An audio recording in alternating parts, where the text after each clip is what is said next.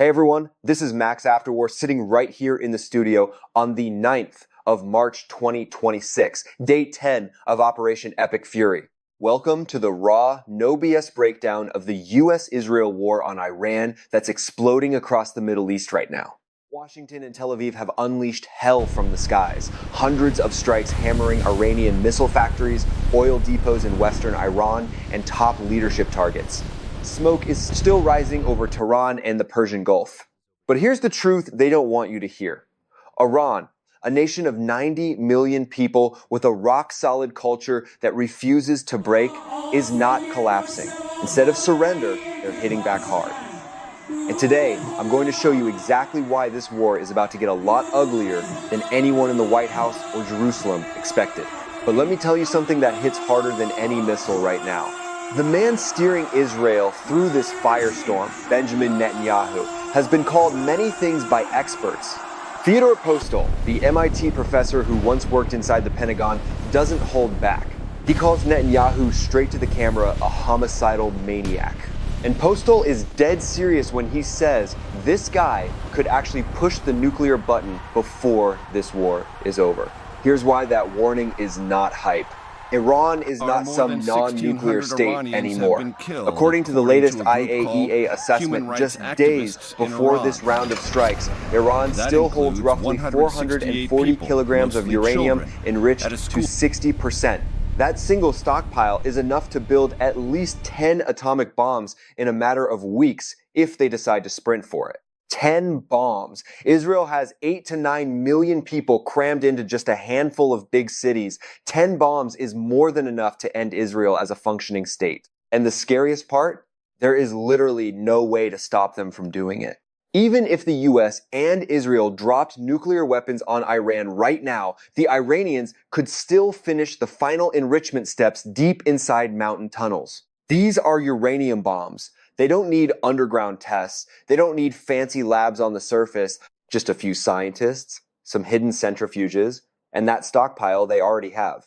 Postol made it crystal clear. Iran is a nuclear weapon-ready nation sitting on a hair trigger. And with Netanyahu in charge, that trigger is getting closer to being pulled every single day. Iran just slammed Tel Aviv and Haifa with another massive barrage of ballistic missiles. We're talking Khaybar Shikan and Fateh-class weapons this time, the ones they held back earlier. Precision is way higher now. Refineries in Haifa are on fire, thick black smoke pouring into the Mediterranean. Explosions are rocking residential areas in Tel Aviv, and the Iron Dome is struggling hard. But here's what really caught even the experts off guard: the drone swarm. These Iranian drones are doing damage far beyond what anyone predicted. Russia and China are feeding them real-time, high-resolution satellite imagery straight from orbit. Every radar site, every docked warship, every oil terminal in the Persian Gulf is lit up like a map on a screen in Tehran. The drones themselves are controlled from thousands of kilometers away using the Iridium satellite network. We're talking 350 kilobits per second uplink, enough for 20 to 30 frames per second of low-res but crystal clear first-person video. An operator sitting in Iran can literally watch the target in real time, steer the drone with a joystick, and slam it into a radar dish with just tens of meters accuracy. That's all it takes. One drone takes out a Patriot radar, another hits a US Navy ship tied up in Bahrain, a third lights up an oil storage tank. Head to head, each one carries a 100 to 200 pound warhead, big enough to wreck critical infrastructure. And the numbers? Thousands already in the air, thousands more rolling off production lines every single day. This is exactly what the Russians did to Ukraine. They didn't need a fancy air force. They just flooded the sky with cheap drones until the air defenses ran dry. Now, Iran is doing the same thing, but on steroids. No air force needed when you have ballistic missiles for the long shots and drone swarms to blind the enemy radars first. Right now, Bahrain Naval Base, home of the US 5th Fleet, is taking the worst beating. Flames everywhere, radar towers knocked out. The Americans are already firing guns into the sky because they're running low on interceptors. This isn't a one-off raid. This is systematic exhaustion. And it's working.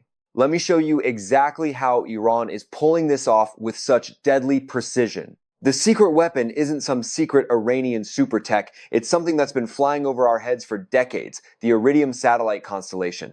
Right now, Iridium operates 66 active low Earth orbit satellites, plus spares, bringing the total network to roughly 75 to 76 birds when you count everything in the sky. They fly in 6 polar orbits, blanketing every square inch of the planet 24/7. Here's how it turns a cheap drone into a guided missile from hell. An operator in Tehran launches a drone. As it climbs, a small Iridium terminal on its back, no bigger than a paperback book, locks onto the nearest satellite. That link gives them a steady 350 kilobits per second uplink and 300 to 700 kilobits down. That's more than enough to stream 20 to 30 frames per second of live video straight back to the control room. Think about that for a second. Russia and China are feeding Iran fresh satellite photos of every target in the Gulf. The Iridium link lets the Iranian operator see those images updated in real time while the drone is already flying. 10 minutes before impact, he can steer it left, drop altitude, or line it up perfectly on a Patriot radar or a docked destroyer. To make it crystal clear, imagine 2 pictures of Tel Aviv taken from 1,300 feet up. One is razor sharp, full HD. The other is just 240 people, grainy, a little blurry. But that 240p feed is all the operator needs. He can still see streets, buildings, moving vehicles, even the flash of anti-aircraft guns. From thousands of kilometers away, sitting in a bunker in Iran, he's flying the drone like it's a video game with live first-person vision. That's why Bahrain is burning right now. That's why every radar in the Gulf is going dark one by one. The Americans and Israelis never planned for this kind of global, real-time drone control. And it's only getting worse. Day 10 of Operation Epic Fury, and those Iridium-guided drones are turning the entire Persian Gulf into a shooting gallery. Let me break down exactly how these things fly and why they're so damn hard to stop. Each Iranian drone is launched from a simple mobile cage that carries 5 at a time. The operator erects the launcher almost vertical, then a small, solid rocket. ये देखो भाई, ये America का base है, हमारे पास में ही रहता है। ये देखो अभी ईरान जो अटैक कर रहा है ना, ऐसा मार रहा है कि देखो अभी अगर गिर गया इधर एक भी तो हमारा रूम उड़ जाएगा। ये देखो भाई कैसे ऐसा अभी मार रहा है ये। अरे ऐसा ईरान अभी ये देखो मार दिया बहुत तेरी की पूरा रूम हिल रहा है भाई। ये देखो इधर मार दिया भाई, हम लोगों की जान इधर समझ लो खतरा में है, और हम लोग अभी जहाँ हैं पता नहीं बच पाएंगे या नहीं। अभी पूरा जंग छेड़ चुका है। देखो ये है अमेरिका का बेस और ईरान मार रहा है इसको। ठीक है, ईरान इसको मार रहा है, ये देख रहे हो, ईरान अभी मार रहा है इसको। ए चाचा इधर ध्यान देना, नीचे कहाँ गिरा? अरे बाप रे बाप, मार दिया रे भाई। चाचा इधर ध्यान देना, ऊपर में जहाँ हम लोग खड़े हैं ध्यान देना, इधर से नहीं गिर जाए। हम लोग यहाँ से भागे। ये देख लो ये जा रहा है तेरी की, ये तो नहीं रुक पाएगा, कितना भी रोक ले इसको मार देगा। भागो यहाँ से चाचा। Rocket motor tucked in a tube at the bottom of every drone fires for just a few seconds. That rocket boost punches the drone straight up to flying speed in seconds. Once it's stable in the air, the cheap propeller motor takes over. Nothing fancy, just enough to keep it cruising at 150 to 200 kilometers per hour for hours. No runway needed, no expensive jet engine, just a pickup truck, a launcher, and a guy with a laptop in Tehran. And right now, that system is working overtime. Take Bahrain Naval Base, home of the US 5th Fleet. As I speak, the whole place is still a raging inferno. Why? Because the first wave of drones didn't go for the ships or the fuel tanks. They went straight for the big rotating radars. One precise hit and the entire air defense picture goes black. After that, the follow-up drones fly in almost unopposed, smashing piers, destroyers tied up at the dock, and fuel depots. Flames are visible from space. This is the pattern repeating across the Gulf. Knock out the eyes first, then the body bleeds. And here's the part that should scare every Pentagon planner awake at night. Iran is cranking out hundreds of these drones every single day. The Russians are already building thousands per day for their own war. Same production lines, same parts. If Moscow or Beijing decides to ship more kits or finished drones, the numbers go exponential. The Americans and Israelis are burning through Patriot and THAAD interceptors at a terrifying rate. Once those missiles run out, all that's left are machine guns and desperate prayers. The radars are being blinded one by one. The drones keep coming. This war of attrition isn't even close to peaking. While the drones are busy blinding the radars across the Persian Gulf, Iran is delivering the real hammer blows with their ballistic missiles. And these aren't the old Scud-style rockets from the past. We're seeing advanced warheads that are making American and Israeli missile defenses look completely obsolete. Take Russia's Iskander missile system in Ukraine as a perfect example. That short-range ballistic missile has repeatedly embarrassed the Patriot batteries.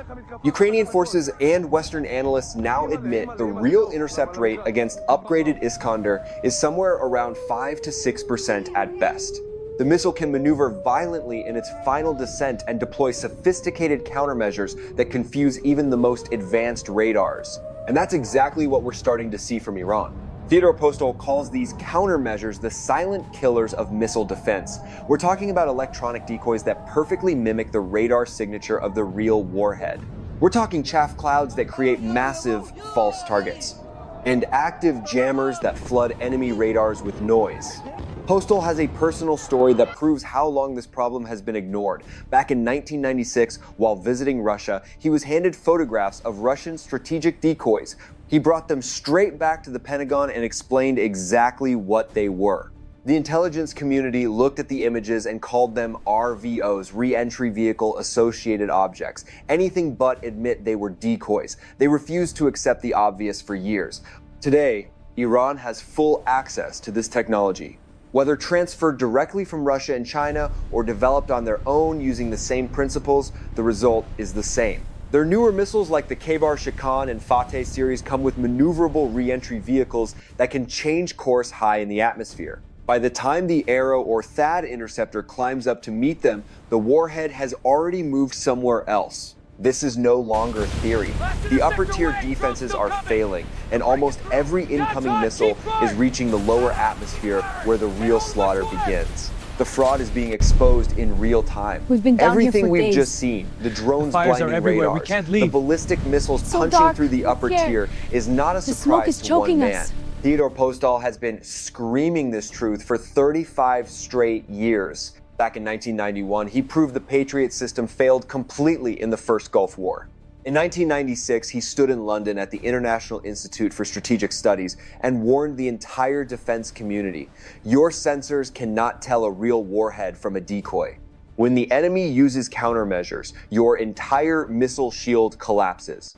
They called him negative. They kept spending hundreds of billions anyway. Today, Postol's prediction is exploding in real time across the Persian Gulf and Israel. He calls the entire US-Israel missile defense program exactly what it is, a gigantic technical fraud. The core problem is simple and deadly. The radars and sensors were never designed to handle sophisticated decoys, chaff clouds, jammers, and maneuvering warheads. Once the real warhead is hidden inside a swarm of false targets, the computer doesn't know what to shoot at. The interceptor is launched blind. Most of the time, it explodes harmlessly in empty sky. And now the bill is coming due.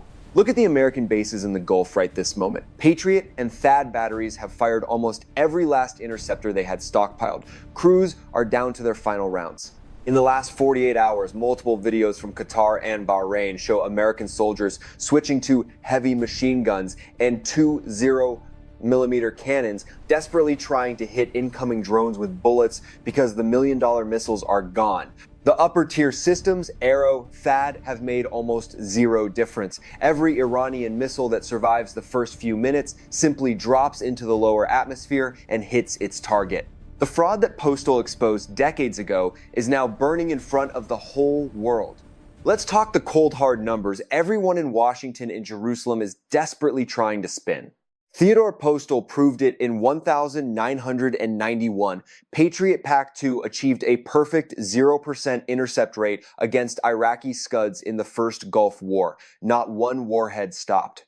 Today's upgraded Patriot PAC-3 against Iran's fast, maneuvering ballistic missiles, the real success rate is sitting at just 3 to 5% at best. Iron Dome is performing even lower under this level of saturation. Every flashy explosion you see on television, every anchor screaming, "direct hit," 9 times out of 10, you're watching a $1 million interceptor blowing up harmlessly in empty sky. A genuine intercept produces a massive, unmistakable double fireball when it actually slams into the warhead. Postal has analyzed hundreds of clips. The real kills are so rare, we have to search through dozens of videos to find even one. On the streets of Tel Aviv and Haifa right now, the situation is absolute hell on the ground. Postal's own friends inside Israel are texting him, "It's hellish down here, fires burning unchecked, power blackouts, civilians trapped in shelters for days." This war is only 10 days old, yet it is already clear it will drag on for months, maybe years. And Postal's deepest fear? That homicidal maniac Netanyahu will finally push the nuclear button. If he does, Iran can assemble its own atomic weapons in just a few weeks and strike back with devastating force. Meanwhile, US-Israeli strikes have already hit fuel depots and desalination plants. Straight up war crimes creating toxic rain that burns skin and destroys lungs, while leaving millions without drinking water. Trump himself said just yesterday the map of Iran will not look the same after this war. Postal's final warning still echoes. We are walking into unknown territory. There is a real risk of global nuclear war. And that, my friends, is the terrifying truth no one in power wants you to hear.